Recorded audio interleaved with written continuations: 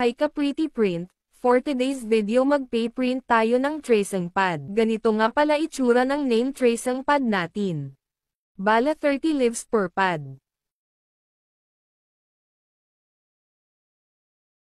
Susunod nga natin i-print itong alphabet tracing pad. 30 leaves nga din ito. Ganito nga itsura niya. Syempre from A to Z na yan.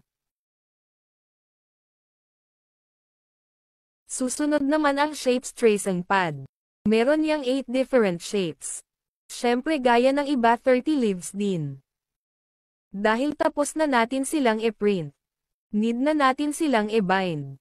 Pagpapantay-pantayin nga lang natin at pag okay nalalagyan natin yan ng clips para sila ang mag-hold at para magkadikit-dikit ang mga papel. Tapos lalagyan na natin ng padding glue. Pagtapos nga malagyan lahat ay hahayaan natin matuyo. At pag tuyo na nga, pwede na nating pigtasin per pad.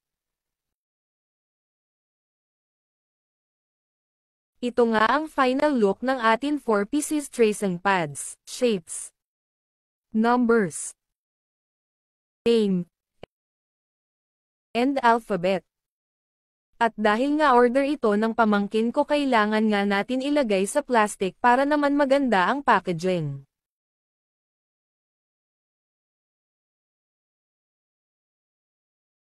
Bago nga pala ako magpaalam, ay salamat din nga pala sa ibang nag-order. Yung iba hindi ko na videohan dahil nagmamadali, may lakad ata hahaha. Yun lang, paalam.